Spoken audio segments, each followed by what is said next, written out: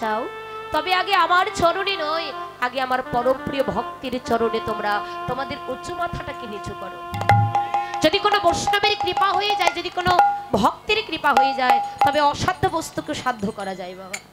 তো পরম ভক্ত সকলের চরণে নিবেদন, নিজ সন্তান মনে করে, নিজ ভগ্নী মনে করে আমার সকল অপরাধ ক্ষমা করে দিয়ে আপনাদের কিঞ্চিদি কিঞ্চিদি চরণ ধুলি এই অধমার মস্তকে দিয়ে আশীর্বাদ করবেন, যেন আমি দুটো হলেও গৌর গোবিন্দের লীলা কথা আপনাদের সম্মুখে বর্ণনা করিতে পারি, যেন কেউ চরণ ছাড়া করবেন না। আমরা আস্বাদন করব ভগবান শ্রীকৃষ্ণের শ্রী শ্রী রূপ বর্ণনা লীলা। যা রাধে ইতিপূর্বে আমরা আস্বাদন করলেন ভগবান শ্রীকৃষ্ণের উত্তর গোষ্ঠ লীলা। এখন আমাদের লীলা স্মরণের বিষয় হলো ভগবান শ্রীকৃষ্ণের শ্রী শ্রী রূপ বর্ণনা লীলা। দেখবেন না, যে কোনো বিষয়ে একটা না একটা বিষয় কিন্তু খুবই কঠিন থাকে, তাই না? ভগবানের লীলা কিন্তু একটি দুটি নয়, তার অনন্ত লীলা, অনন্ত মহিমা। এই অনন্ত লীলা, অনন্ত মহিমার মধ্যে ভগবান যত প্রকার লীলা করেছেন, তার মধ্যেও শাস্ত্রে কলম দিলেন 64 প্রকার লীলা। এই 64 প্রকার লীলার মধ্যে সব থেকে কঠিন সাবজেক্ট হলো ভগবান শ্রীকৃষ্ণের শ্রী শ্রী রূপ বর্ণনা লীলা। কেননা মা, জীবনে যাকে কোনোদিন আমরা এই চর্মচক্ষু দিয়ে দর্শন করিনি, তার কথা কি করে বর্ণনা করব? দেখুন, আজকে যেমন আমি আপনাদের মাঝে এসেছি, এই যে মাসিমা, আজ আমি আপনাকে দর্শন করলাম, আগামী দিন হয়তো আপনার রূপের কিছুটা হলেও বর্ণনা করতে পারবো, তাই না বাবা? আজকে আমি আপনাদের দর্শন করলাম, আপনাদের দেখলাম, আগামীকাল বা কিছুক্ষণ পর আপনাদের রূপের কথা কিঞ্চিত পরিমাণ হলেও কিন্তু বর্ণনা করতে পারবো। কিন্তু জীবনে যাকে কোনোদিন, হ্যালো, এটা আপ ডাউন করে কেন? হ্যালো, তাহলে জীবনে যাকে কোনোদিন আমরা চর্মচক্ষু দিয়ে দর্শন করিনি, তাহলে তার রূপের কথা কি করে বর্ণনা করবো মা? যিনি সৃষ্টি স্থিতি লয় প্রলয়ের মালিক, যিনি বিশ্ব ব্রহ্মাণ্ডের মালিক, যিনি অনন্ত কোটি ব্রহ্মাণ্ডের মালিক, যিনি আমাদের জগতের পিতা, তো জানি না সেই ভগবানের রূপের কথা আপনাদের মাঝে কতটুকু বর্ণনা করতে পারবো। তথাপিও দাঁড়িয়েছি আপনাদের চরণ ধুলির কামনায়।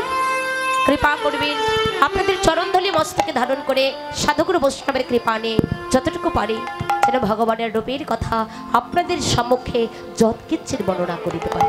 চলুন আমরা আস্বাদন করবো প্রথমেই তদুষিত গৌর চন্দ্রিকা লীলা, তারপর বৃন্দাবনে গিয়ে বৃন্দাবন লীলা। যা রাধে ভাবের জিনিস, কীর্তনটি হলো প্রেমের জিনিস, এটি হলো ভক্তির জিনিস। এই কীর্তন অঙ্গনে যদি কিঞ্চিত পরিমাণ ছোট প্রেম ভক্তি ভাবনা থাকে, তবে কিন্তু আদৌ কীর্তন করা সম্ভব নয়। কেননা দেখবেন, আসলে কি বলবো, আগেরকার দিনে শুনেছিলাম কয়েকটা পাড়া ধরে একটা করে হরিবাসর হতো, এখন প্রতি ঘরে ঘরে হচ্ছে, তাই না? যেমন আপনাদের গাজীপুরে অনেক কীর্তন, যে কীর্তন ভক্তরা শুনতে শুনতে তেনাদের বেশি মুখস্থ হয়ে গেছে, তাই না বাবা? এই পদ পদাবলীগুলো শুনতে শুনতে প্রতিদিন একই কথা শুনছেন, কিন্তু একটা কথা তথাপি বিচার করবেন বাবা, প্রতিদিন তো কীর্তন শুনছেন।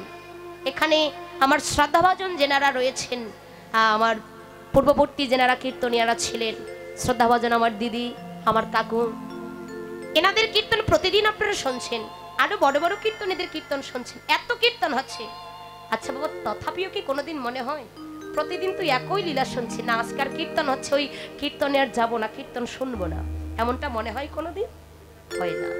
কেননা হরি কথা, কৃষ্ণ কথা, এই যে বড় মধুর কথা, যত শুনবেন ততই শোনার ইচ্ছা জাগে, যত শুনবেন ততই শোনার স্পৃহা জেগে যায়। এ কথাটি এমনই কথা মা, যে কথা শুনলে বারবার শোনার ইচ্ছা করে, কোনোদিন মনে হয় না যে না ওই কথা শুনবো না। তো চলুন আমরা আস্বাদন করব ভগবানের সেই মধুময় মধুর সেই গৌর চন্দ্রিকা লীলা, ভগবানের রূপ বর্ণনা লীলা। সকলে একবার আত্মসমর্পণ করি। নিতাই গৌর প্রেমানন্দে, হরি হরি বল, হরি বল।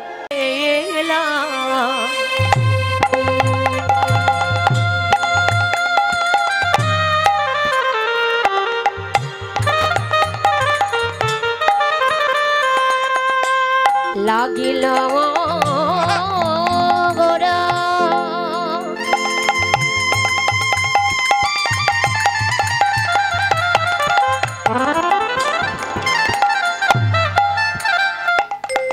আহমদ মেলা গিল গো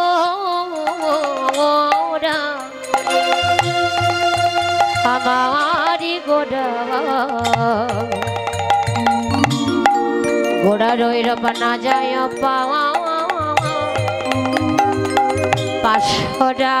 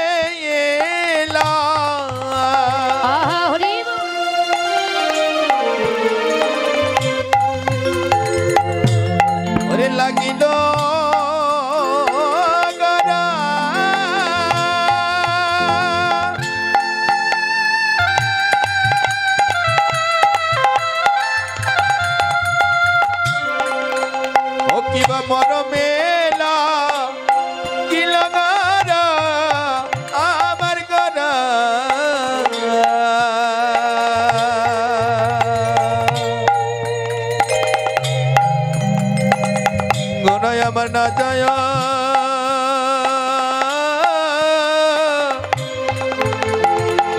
পাশরা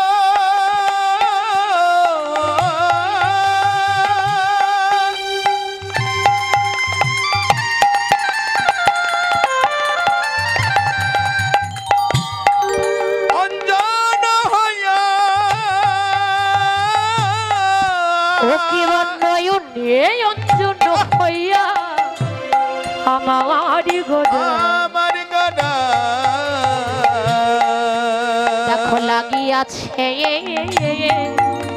পাড়াওয়া ও কিবা নয়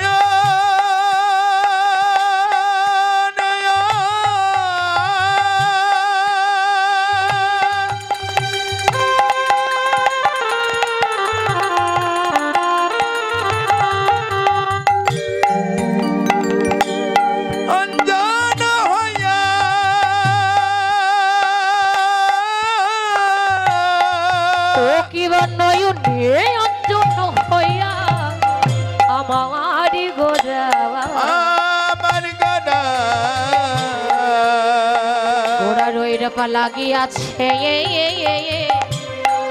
ওরে পাড়া ওই ভোলা তো যায় না ওই ভোলা তো যায় না সে দেখো ভোলা তো যায় না ওই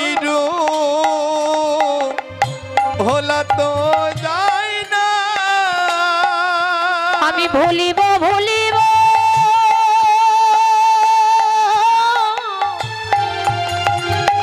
ভগমনে করি আচ্ছা আচ্ছা ওই রূপ ভোলা তো যায় না ওই আমি ভুলিব ভুলিব হৃদয় গৌর প্রেমানন্দে হরি হরি বল হরি বল।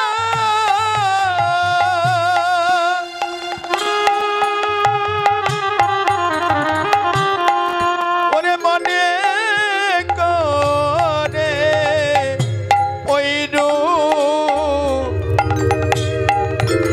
ভোলা তো যায় না।